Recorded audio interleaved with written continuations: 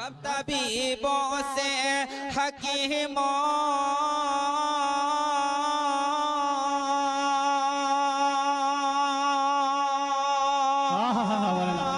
کیا اچھا انداز ہے.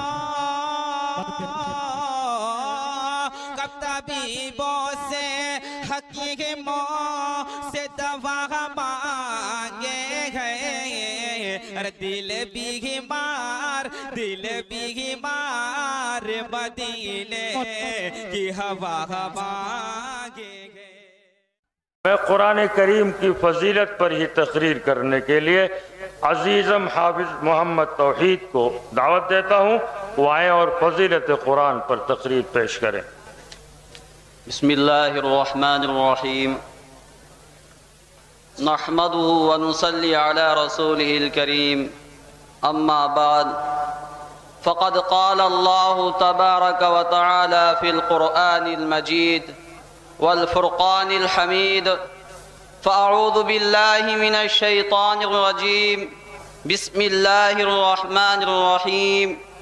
الف لام میم ذلك الكتاب لا ريب فيه هدى للمتقين. وقال النبي صلى الله عليه وسلم خيركم من تعلم القرآن وعلمه او كما قال عليه الصلاة والسلام. الہی رونق اسلام کے سامان پیدا کر، الہی رونق اسلام کے سامان پیدا کر، دلوں میں مومنوں کے الفت قرآن پیدا کر.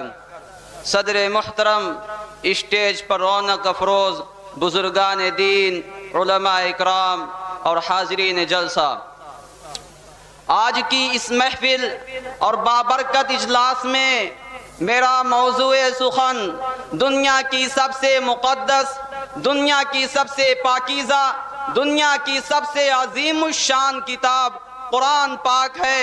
ہمیں چڑھتے سورج کی طرح یقین ہے کہ اس کا ایک ایک حرف صادق اور سچا ہے.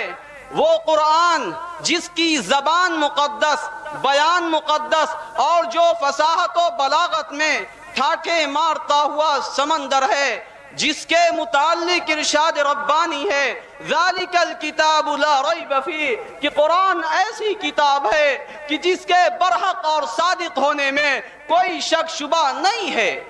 میرے عزیز ساتھیوں، جس کے بارے میں شہنشاہ بطحا، تاجدار مدینہ، محبوب کبریا جناب محمد رسول اللہ صلی اللہ علیہ وسلم نے ارشاد فرمایا خیرکم من تعلم القرآن وعلمہ، کہ تم میں سے بہتر وہ لوگ ہیں جو قرآن کو سیکھے اور سکھائیں. میرے عزیز ساتھیوں، یہی وہ قرآن ہے جو رہتی دنیا تک کے انسانوں کے لیے سراپا ہدایت اور رحمت ہے. یہی وہ قرآن ہے کہ جس نے پسمردہ قلوب کو تازگی بخشی. ہاں یہ وہی قرآن ہے کہ جس کی برکت سے جنات و شیاطین کا آسمانوں پر جانا بند ہوا. یہی وہ قرآن ہے کہ جس کی برکت سے عزت و رفعت کے شامیانے گڑ گئے.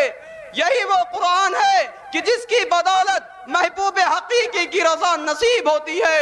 یہی وہ قرآن ہے جو سچائی اور دیانتداری کا درس دیتا ہے. یہی وہ قرآن ہے کہ جس کی بدولت حضرت عمر فاروق رضی اللہ عنہ کو ایمان نصیب ہوا.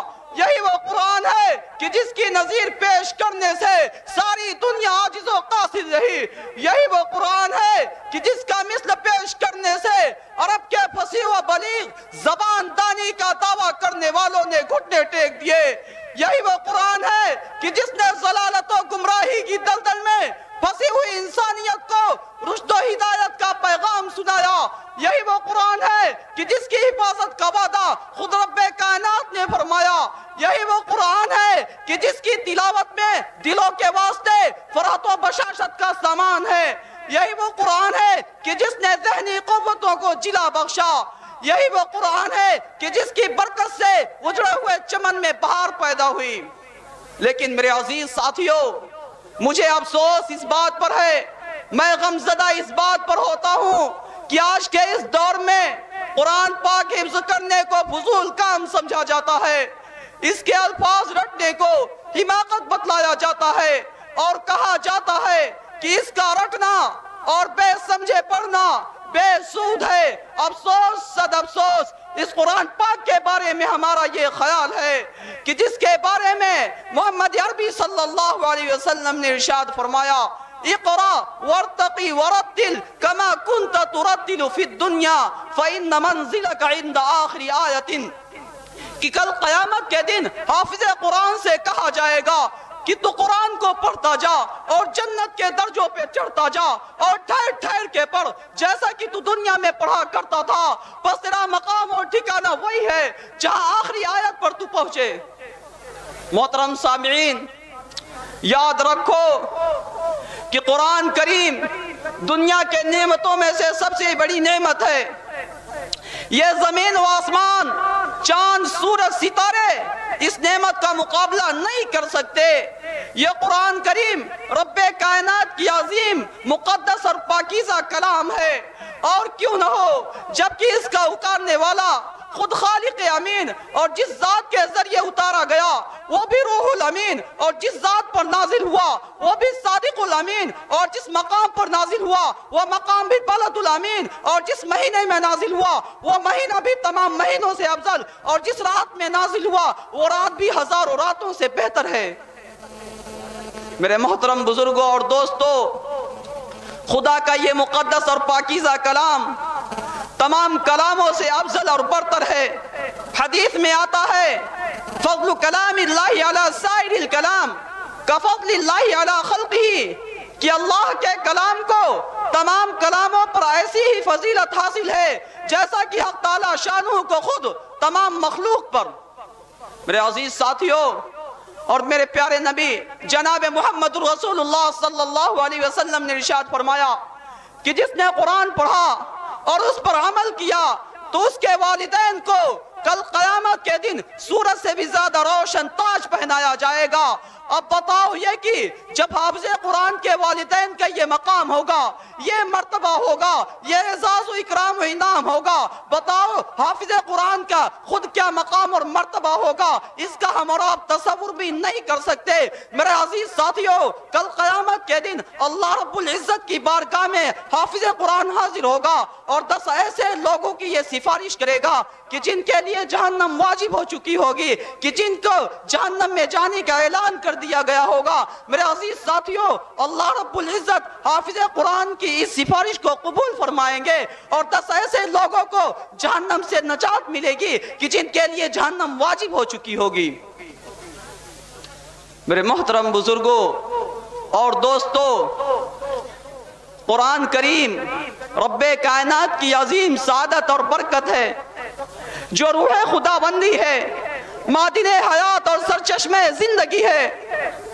وہ عرب قوم جو پشتہ پشت سے مردہ چلی آ رہی تھی، دنیا جس کو حقیر اور ذلیل جانتی تھی، کوئی ان کو اونٹ کی میدیوں میں کھیلنے والا سمجھتا، کوئی ان کو جھولا عرب کا خطاب دیتا، کوئی جاہلین مکہ کہتا، لیکن جب قرآن آیا تو جن کا نام جھولا عرب تھا صحابہ اکرام ہو گیا۔ وہ مردہ قوم جو کروٹ نہیں لے سکتی تھی، طاقت و قوت سے ایسی لیس ہو گئی کہ جس نے قیصر و کسریٰ کا غرور خاک میں ملا دیا اور بڑی بڑی سلطنتوں، بڑی بڑی حکومتوں کا تختہ الٹ دیا۔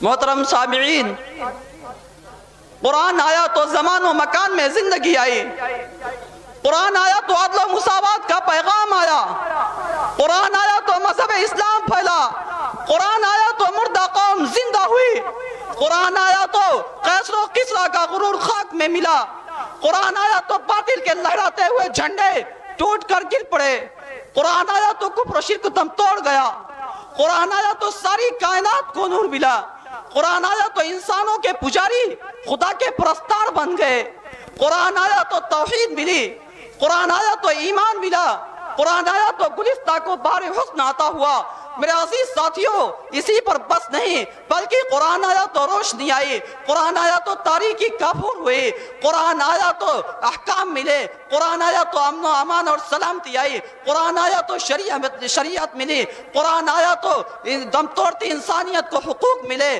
میرے عزیز ساتھیوں قرآن آیا تو عزت و شرافت ملی، قرآن آیا تو میرے محترم باوقار ساتھیوں سب کچھ ملا۔ لیکن افسوس اس بات پر ہے کہ آج ہم سب لوگوں نے قرآن کے دامن تقدس کو ترک کر دیا، ہم نے اس کی پاکیزہ تعلیمات کو بھلا دیا۔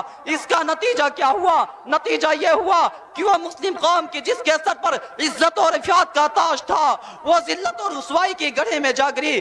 وہ مسلم قوم جس کا کامیابی آگے بڑھ کر استقبال کرتی تھی آج ناکامی اس کا مقدر بن گئی۔ وہ مسلم قوم جس کے ایک آواز پر افریقہ کے جنگل میں رہنے والے تمام کے تمام درندوں نے پورا کا پورا جنگل خالی کر دیا تھا، آج اس کا حکم ماننے کے لیے ایک چیونٹی بھی تیار نہیں۔ وہ مسلم قوم کہ جس نے کبھی سلطنت و حکومت کا فریضہ انجام دیا تھا آج غلامانہ زندگی بسر کر رہی ہے۔ وہ مسلم قوم کے جن کر کبھی تاریخ نازہ تھی آج ماتم کنا ہے۔ میرے عزیز ساتھیوں وہ قوم کی جس کا ماضی روشن اور تابناک تھا حال و مستقبل آج اس کا تاریخ ہے۔ اس لیے مسلمانوں سمجھو، ہوشیار ہو جاؤ، غفلت کا پردہ چاک کرو، قرآن سے وابستہ ہو جاؤ، ورنہ یاد رکھو کہ تاریخ ہمیں کبھی بھی معاف نہیں کرے گی۔ میرے عزیز ساتھیوں کسی نے خوب کہا ہے وعدہ غلبہ ہے مومن کے لیے قرآن میں، وعدہ غلبہ ہے مومن کے لیے قرآن میں، پھر جو تو غالب نہیں کچھ کس رہے ایمان میں۔